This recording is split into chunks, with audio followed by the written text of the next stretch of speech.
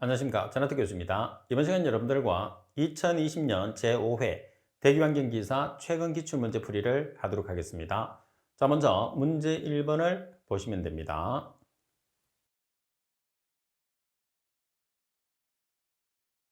문제 1번에 보시게 되면 탄소가 72.3%, 수소가 5.8%, S가 0.5%, 질소가 1.3%, 산소가 14.9%, 재가 5.2%이고 배출가스 중 O2는 3%이다. 습배출가스 중 아황산가스의 농도를 계산하시오.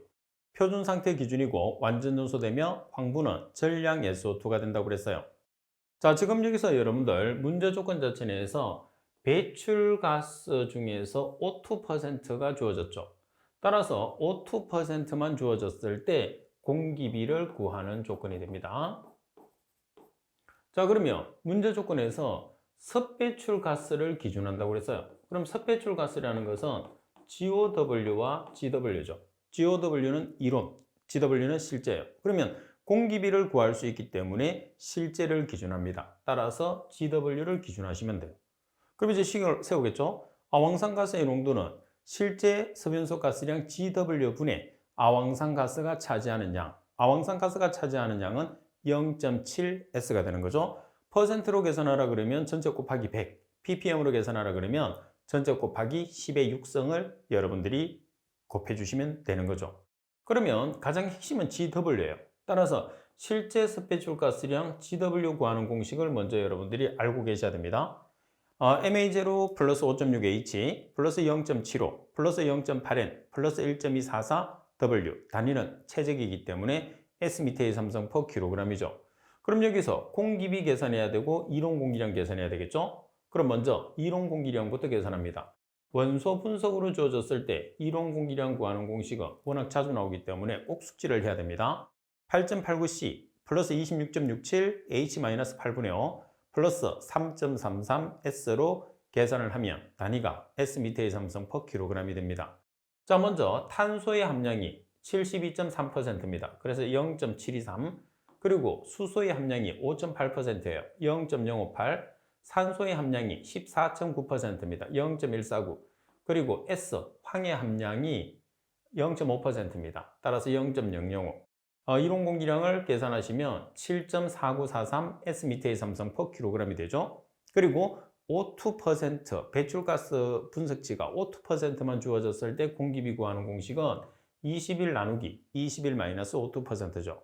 여기서 21이라는 것은 공기 중에 차지하는 산소의 체적비가 되는 거죠. 자, 그래서 공기비를 계산하면 1.1667이 나왔어요. 그러면 GW를 계산할 수 있겠죠. M이라는 공기비가 1.1667, A0라는 이론 공기량은 7.4943 S미터의 삼성 per kg이에요. 플러스 5.6H, H가 지금 5.8%니까 0.058, 그리고 0.75, 14.9%니까 0.149, 그리고 0.8N, N이 1.3%니까 0.013을 대입해서 계산하시면 9.1831 S미터의 삼성 per kg이 나왔어요. 그러면 아황산가스의 농도를 계산했을 때 GW 자리에 9.1831 S미터의 삼성 per kg, 0.7S에서 S 자리에 0.5%, 0.005를 대입해서 계산을 하시면 되겠죠. 그리고 분자분모의 단위가 체적비이기 때문에 S미터의 삼성 per kg으로 동일하잖아요. 그래서 10의 육성을 곱하게 되면 ppm이라는 값이 나오게 되죠. 따라서 최종 정답은 381.14 ppm이라는 값이 나오게 되죠. 그래서 이 문제 조건에서는 여러분들이 섭가스량 중에서 GOW와 GD 중에서 어떤 가스량을 기준을 해야 되는지, 그래서 그 기준은 공기비가 있느냐 없느냐를 가지고 판단한다는 것이 이 문제의 가장 핵심이다. 이렇게 보시면 됩니다. 자, 그리고 문제 2번을 보시게 되면 어떤 유해가스와 물이 일정 온도에서 평형 상태에 있다.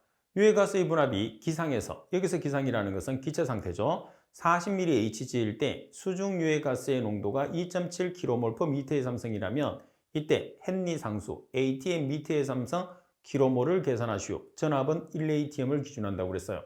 자, 그럼 여기에서 우리가 P라는 압력은 H 곱하기 C로 헨리 법칙을 나타낼 수 있죠.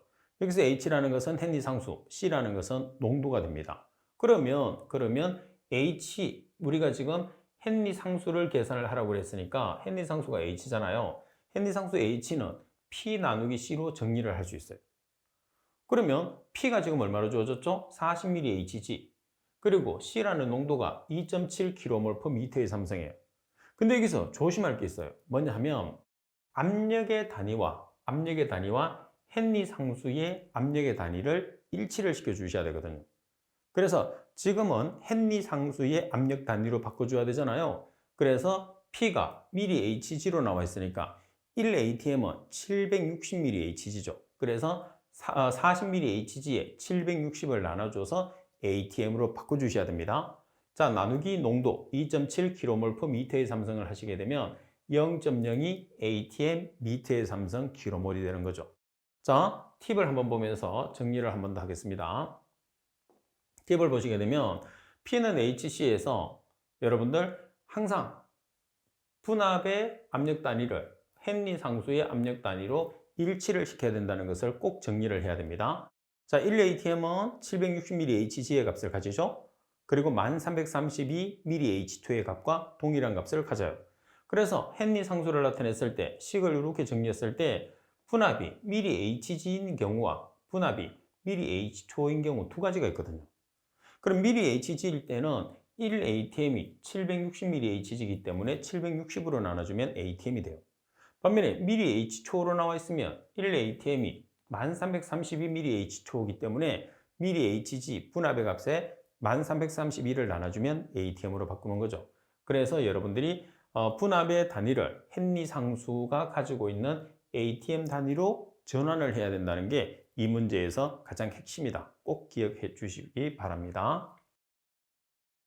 자, 그리고 문제 3번을 보겠습니다. 자, 문제 3번에 보시게 되면 입구의 먼지 농도가 2500mg/s의 삼성이고 집진 효율이 50%, 75%, 85%인 3개의 집진 장치를 직렬로 연결하여 처리할 때 집진 장치의 총합 효율과 배출되는 먼지의 농도를 계산하시오 되어 있어요. 자, 그러면 개통도를 한번 보겠습니다.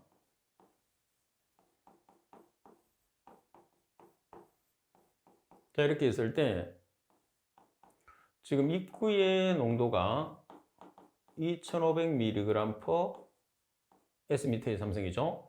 자, 그리고 첫 번째 장치의 효율이 50%, 두 번째 장치는 75%, 세 번째는 85%, 그리고 출구 농도가 있어요. 그럼 여기에서 여러 개의 장치로 주어졌을 때 총합 효율 구하는 공식은 1 효율 1, 1 효율 2, 1 효율 3. 다시 말해서 1 각각의 통과율을 곱하시면 돼요. 그죠? 그러면 50%의 통과율은 0.5, 75%의 통과율은 0.25, 85%의 통과율은 0.15를 곱하셔도 되고 지금처럼 1 0.5, 1 0.75, 1 0.85를 곱해서 1에서 빼주시면 됩니다. 항상 1 마이너스를 하면 효율이 되니까 따라서 나온 값이 0.98125 값이 나왔어요. 그래서 퍼센트로 계산하라 그러면 곱하기 얼마를 하면 되죠? 100. 그래서 98.13%가 되는 거죠. 자, 두 번째는 출구의 먼지 농도를 계산하라고 그래요. 그러면 농도로 주어졌을 때 토탈 효율은 1 항상 효율은 1 입니다. 1 를 안 하면 통과율이 되는 거니까 1 입구 농도분의 출구 농도 곱하기 100이에요. 그러면 여기서 토탈 효율이라는 게 뭐죠? 우리가 계산한 1번에서 계산한 98.13%예요. 그 다음에 입구 농도가 2500mg/s의 삼성. 그러면 출구 농도가 미지수가 되는 거죠. 따라서 출구 농도에 대한 식으로 정리해서 계산하시면 46.75mg/s의 삼성이 나오는 거죠. 그래서 실제로 이 문제는 농도를 이용해서 우리가 토탈 효율은 1 입구 농도분의 출구 농도 곱하기 100이라는 공식을 이용하는데 토탈 효율을 1번에서 계산을 해서 출구 농도를 계산하는 문제다. 이렇게 정리하시면 되겠죠. 자, 그리고 문제 4번을 보도록 하겠습니다. 자, 문제 4번에 보시면 프로판과 에탄의 혼합가스 1Nm의 삼성을 완전 연소시킨 결과 배기가스 중 CO2 생성량은 2.6Nm의 삼성이었다. 이 혼합가스 중에 에탄과 프로판의 몰비를 계산하시오. 자, 여기서 N 밑에의 삼성이라는 것은 S 밑에의 삼성과 동일하죠. 그래서 밑에의 삼성 앞에 S나 N은 스탠다드와 노말을 의미하는 용어로 표준 상태, 다시 말해서 0도씨 760mHg를 의미합니다. 자, 그리고 프로판이라는 것은 C가 3개, H가 8개를 이야기하죠. 반면 에탄이라는 것은 C가 2개고 H가 6개를 이야기를 합니다. 그럼 완전연소 반응식을 먼저 세워야 돼요. 자, 먼저 프로판을 한번 완전연소 반응식을 세워보겠습니다. 산소하고 결합을 하는데 C가 산소하고 결합하면 CO2가 되죠. H가 산소하고 결합하면 H2O가 됩니다. 그러면 탄소 뒤에 있는 숫자를 CO2 앞으로 보냅니다. H 뒤에 있는 숫자를 H2 앞으로. H가 2개짜리니까 2분의 8은 4가 되는 거죠. 그리고 산소는 2개짜리가 3개 있으니까 6개, 1개짜리가 4개 있으니까 합이 10개. 자, 10개를 O2 앞으로 보냅니다. O2는 2개짜리니까 2분의 10은 5가 되는 거죠. 자, 그리고 에탄도 마찬가지. 자, C2H6를 보시면 산소하고 결합을 해서 CO2와 H2O가 발생을 합니다. 그러면 여기에서 탄소 뒤에 있는 숫자를 CO2 앞으로, H 뒤에 있는 숫자를 H2 앞으로, 2분의 6이니까 3. 그죠? 자, 그러면 산소는 2개짜리가 2개, 4개, 1개짜리가 3개, 7개예요. 자, 앞으로 보내면 2분의 7은 3.5. 자, 이렇게 완전연소 반응식을 세웠어요. 그래서 기체는 무조건 완전연소 반응식을 세우는 게 첫 번째입니다. 자, 여기서 가장 핵심은 뭐죠? CO2량이에요, CO2량. 그래서 지금 보시게 되면 CO2량을 세웠을 때 프로판과 에탄이 100%거든요. 그래서 한 개를 X로 두면 다른 연료는 1-X가 되는 거죠. 그래서 프로판을 X라고 뒀어요. 그러면 에탄은 1-X가 되는 겁니다. 그러면 프로판을 X로 뒀으니까 CO2는 산물이죠. 3X가 되는 거예요. 그 다음에 에탄을 1-X라고 뒀기 때문에 CO2는 2몰이죠. 그래서 2 곱하기 1-X가 되는 거죠. 그러면 여기서 프로판에 해당하는 CO2는 3X, 에탄에 해당하는 CO2는 2 곱하기 1-X. 이 합이 얼마라는 소리예요? 이 합이 2.6 N미터의 삼성이라는 뜻입니다. 그래서 X를 계산을 하게 되면 0.6이 나왔는데 X는 우리가 프로판이라고 했죠.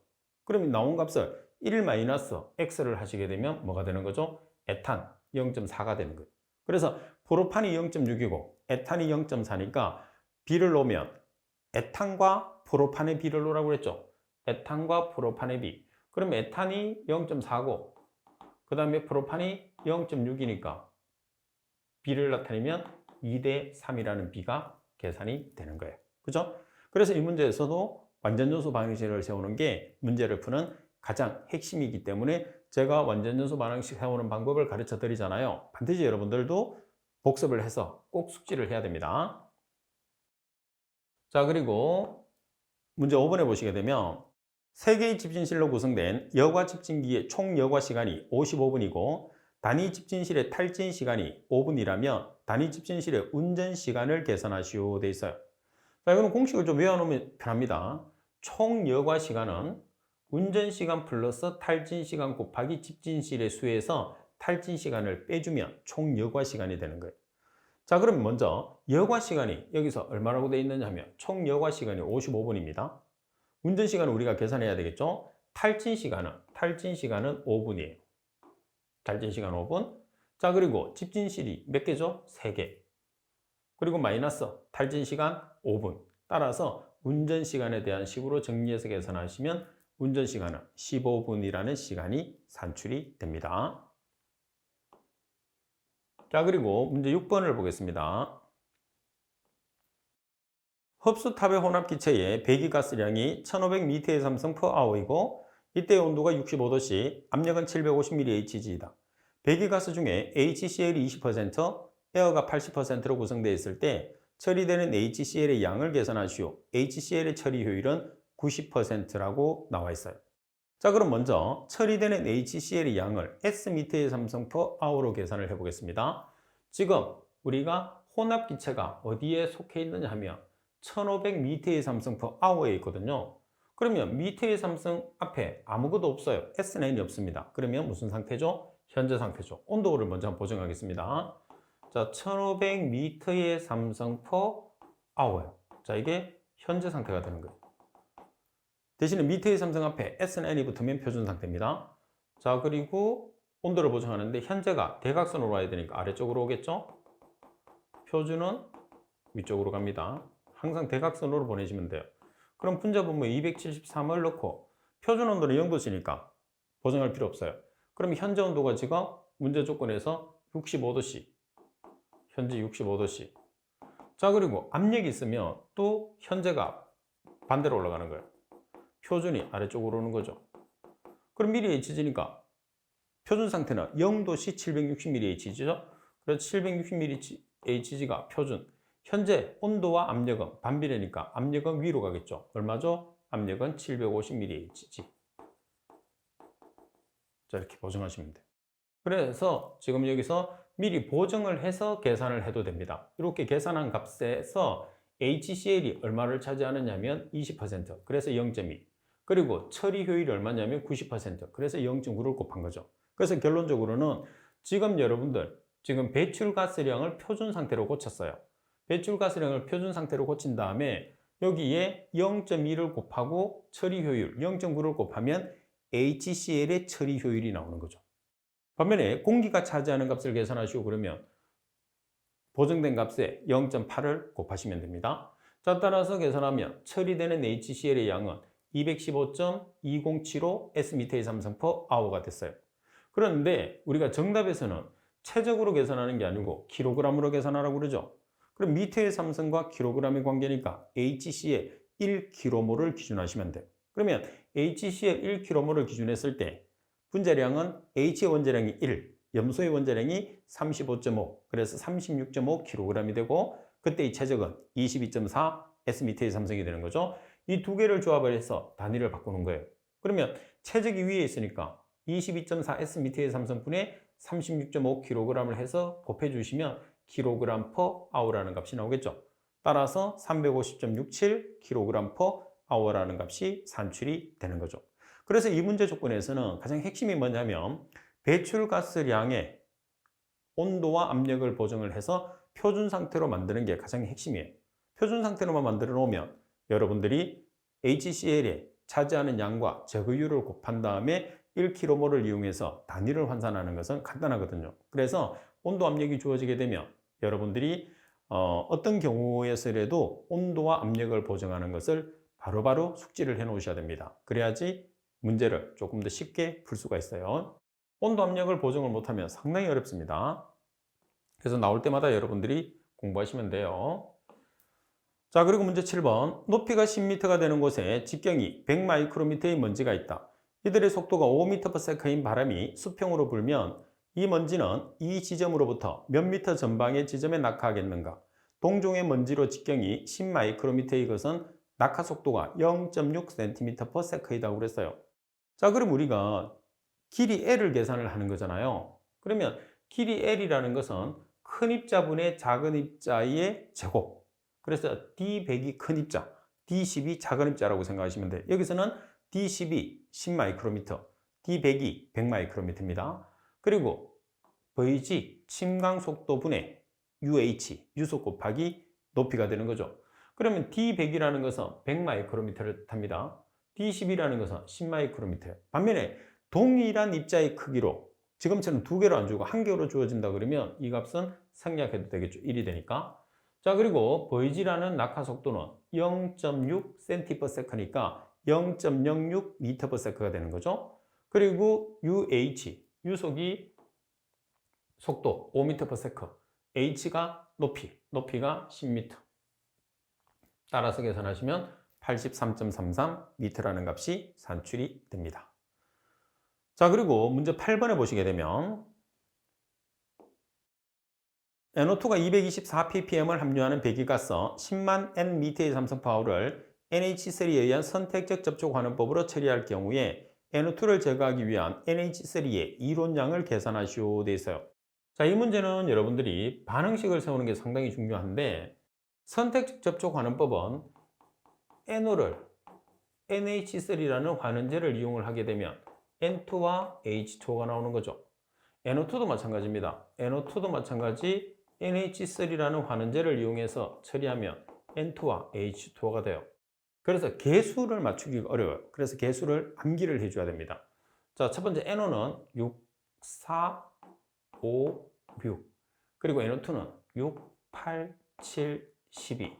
그래서 검은색으로 나타낸 것처럼 NO를 NH3로 반응한 다음에 N2와 H2O를 발생시키고 NO2와 NH3를 반응을 시켜서 N2와 H2O를 반응시킨 다음에 개수는 외우고 있으면 돼요. 6, 4, 5, 6, 6, 8, 7, 12. 자, 그러면 이제 계산을 하시면 되겠죠?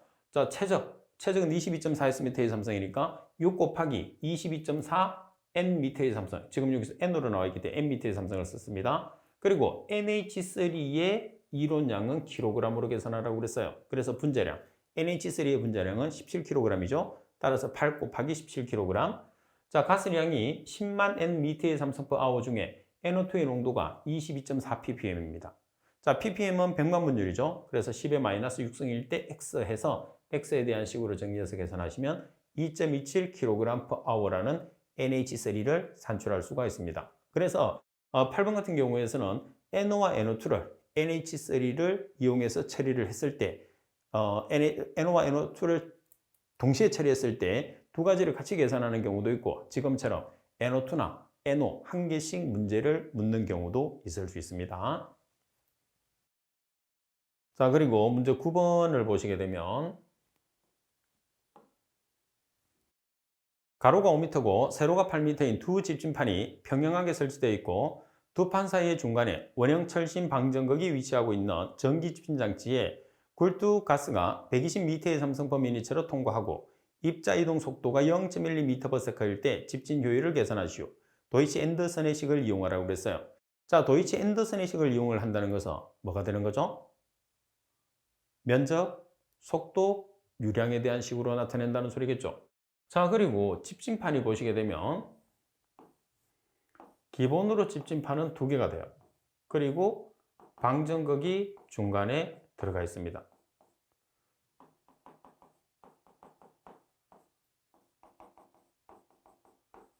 자, 이렇게. 그러면 집진판의 사이즈를 보면 가로, 세로, 가로가 5m, 세로가 8m라고 그랬어요. 그래서 5m에 8m입니다. 그러면 한 개의 면적은 얼마죠? 8m 곱하기 5m죠. 근데 한 개는 우리가 전기 집진기에서는 쓸 수가 없어요. 기본이 몇 개죠? 최소한 두 개가 되는 거죠. 그래야지 입자들이 들어올 때 방전극에서 방전을 시켜서 마이너스 입자로 만든 다음에 집진극으로 포집이 되는 시스템을 쓰니까 한 개 가지고는 안 되죠. 그래서 기본이 두 개예요. 따라서 지금 문제 조건에서 가로와 세로가 주어졌으니까 면적은 5m 곱하기 8m잖아요. 여기에 반드시 2를 곱해야 되죠. 만약에 중간에 우리가 집진판의 매수가 주어졌어요. 주어지게 되면 양 외부에 있는 한 개씩은 일단 단면이죠. 그리고 중간에 들어가는 것은 양면으로 계산하시면 되는데 만약에 지금 문제처럼 우리가 단수가 없으면 두 개를 기준하시면 됩니다. 그래서 지금 면적을 계산을 했을 때 2 곱하기 5m 곱하기 8m에서 2를 곱해 놓은 이유가 거기 있습니다. 중요해요. 자, 그리고 속도는 0.12m/s가 되죠. 그리고 가스량은 120m의 삼성 per 자, 따라서 속도의 시간 단위와 가스량의 시간 단위를 보정하기 위해서 1분 나누기 60초를 보정을 해줬죠. 따라서 전체 곱하기 100을 하면 99.18%죠. 자, 이 문제에서 핵심은 말씀드린 것처럼 집진판의 단수 두 개를 기준을 한다는 거 꼭 기억을 해 주셔야 됩니다. 자, 그리고 10번 문제를 보겠습니다. 10번 문제를 보시게 되면 다음 물음에 답하시오. 대표적인 액분산형 흡수장치를 세 가지만 쓰시오. 그리고 홀드업, 로딩, 플로딩에 대해서 쓰시오. 액분산형 흡수장치라는 것은 용해도가 높은 가스를 처리하는 장치를 뜻하는 거죠. 반면에 용해도가 낮은 가스, 물에 잘 녹지 않는 가스를 처리하는 장치는 우리가 가스 분산형 흡수장치라고 합니다. 그리고 홀드업이나 로딩, 플로딩은 연관되게 나타나는 현상인데 충전탑에서 발생하는 대표적인 문제점으로 보시면 돼요. 자, 먼저 액분산형 흡수장치, 물에 잘 녹는 가스를 처리하는 장치에는 충전탑을 다른 말로 흡수탑이라고도 합니다. 자, 충전탑이 있고 분무탑, 그리고 벤츄리 스크래브, 그리고 제트 스크래브가 있어요. 자, 반면에 홀드업의 정의를 보면, 자, 우리가 충전탑에서는 가스를 처리하기 위해서 뭐를 주입을 하죠? 세정액, 흡수액을 주입을 합니다. 그죠? 자, 흡수액을 통과시키면서 유량 속도를 증가시킬 경우에 충진층 내에 액의 보유량이 적정해야 되는데 액의 보유량이 증가하게 되는 상태를 홀드업이라고 이야기를 합니다. 자, 그러면 홀드업이 지나게 되면 로딩이 오는데 홀드업 상태에서 계속해서 유속을 증가시키게 되면 홀드업이 급격하게 증가하겠죠. 이 상태를 우리가 로딩이라고 해요. 그 다음에 로딩점을 초과해서 유속을 계속해서 증가를 합니다.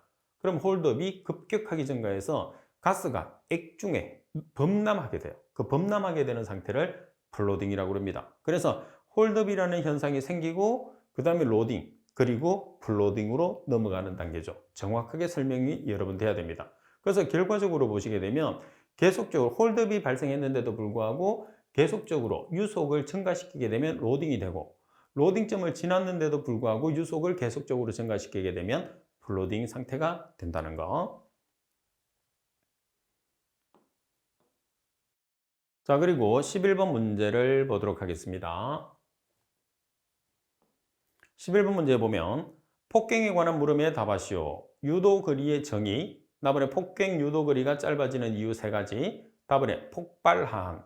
자, 여기서는 문제에서 폭갱에 관한 문제 같은 경우에서는 이론 문제가 자주 출제가 됩니다. 그리고 말씀드리는 것처럼 이론 문제가 여러분들이 출제됐을 때 자주 나왔다고 해서 뭐 중요한 문제겠지만 그 문제만 나오는 게 아니에요. 한번 출제됐던 문제는 이론이든 계산이든 항상 나올 수 있기 때문에 지금 우리가 배우고 있는 또는 교재에 있는 문제는 완벽하게 여러분들이 풀이를 할 수 있게끔 준비를 해 놓으셔야지 합격할 수 있습니다.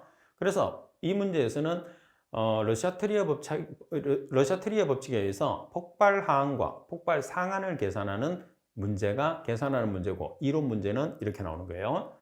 자, 유도 거리의 정의를 우리가 보면은 폭갱 유도 거리라는 것은 배관 속에 폭갱 가스가 존재하게 되면 초기에 완만한 연소가 격렬한 폭경으로 발전할 때까지의 거리라고 그랬어요.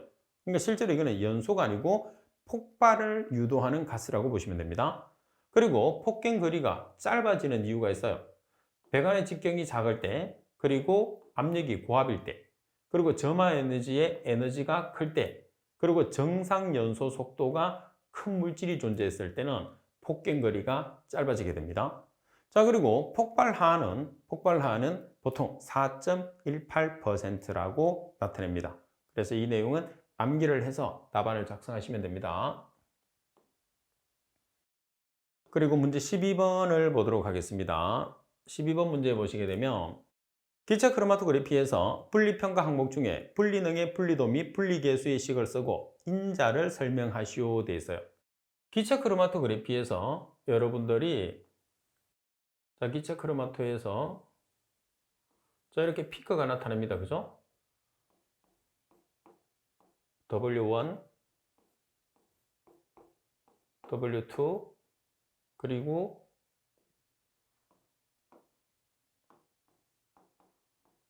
TR1,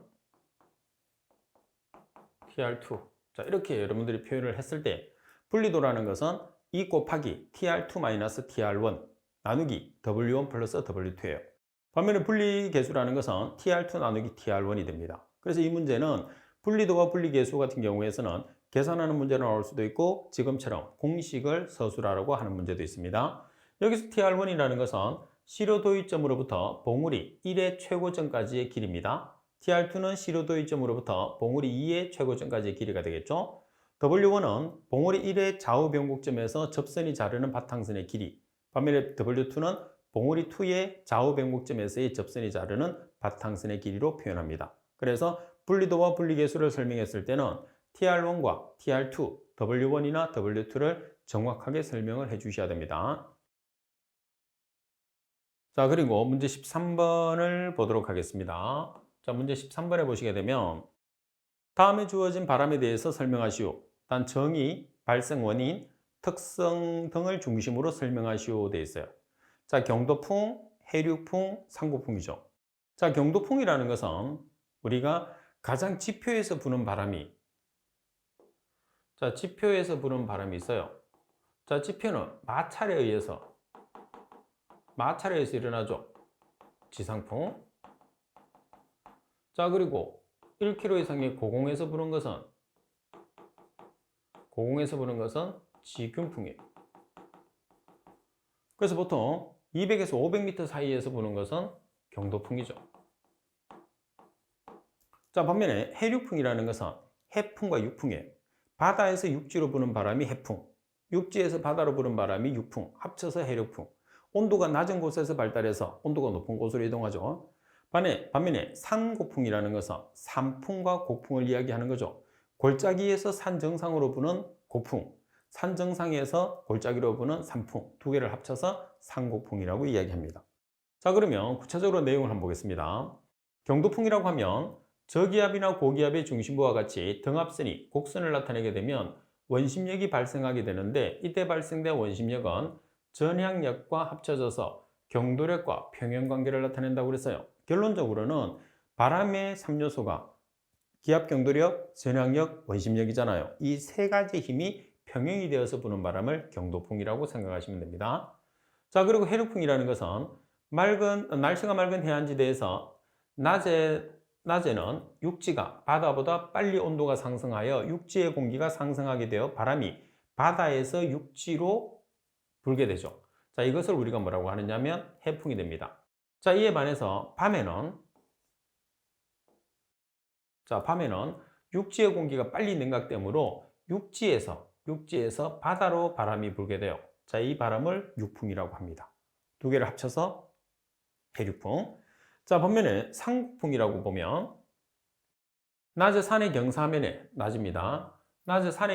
온도가 빨리 높아지게 되어서 경사면의 공기가 경사면을 따라 위쪽으로 올라가게 된다. 이것을 우리가 곡풍이라고 이야기를 해요.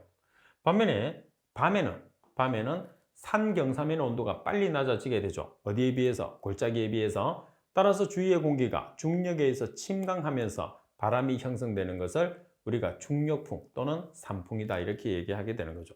그래서 낮에는 곡풍, 밤에는 산풍, 그리고 해류풍을 보면 낮에는 해풍, 밤에는 육풍이 형성된다, 이렇게 보시면 됩니다. 자, 그리고 14번 문제를 보겠습니다. 자, 14번 문제를 보시게 되면 대도시에서 열섬 효과로 인한 온도차는 맑은 날 밤에 극심하다.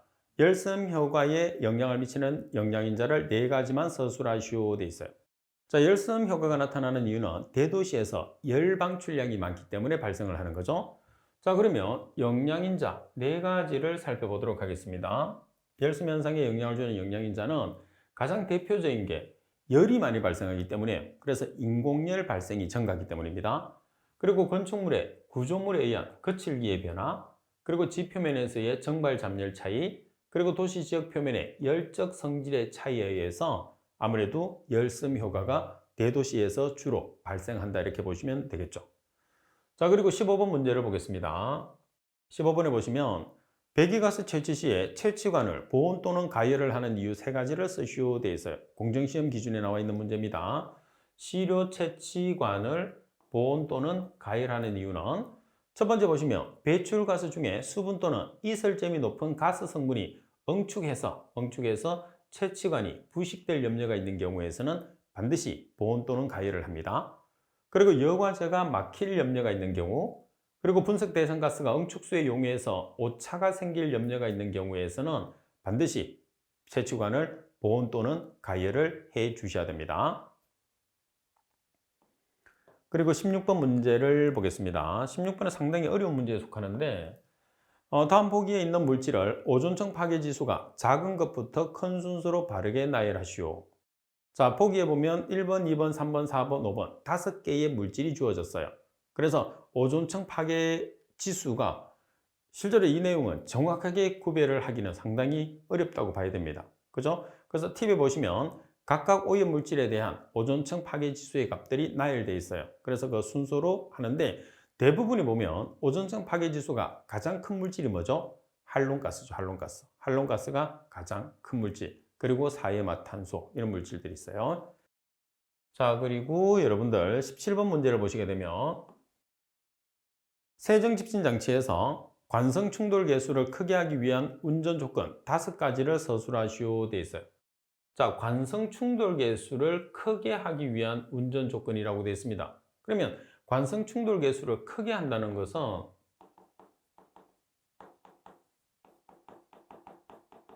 효율 증가 조건이라고 생각하시면 돼요. 그러면 효율이 증가를 하려고 하면 첫 번째 보시면 먼지 입경이 커야 할까요? 작아야 할까요? 먼지 입경이 당연히 커야 합니다. 자, 그 다음에 밀도가 크면 무겁죠. 무거워야 가라앉으니까 밀도가 커야지 처리가 쉬울까요? 작아야지 처리가 쉬울까요? 커야지.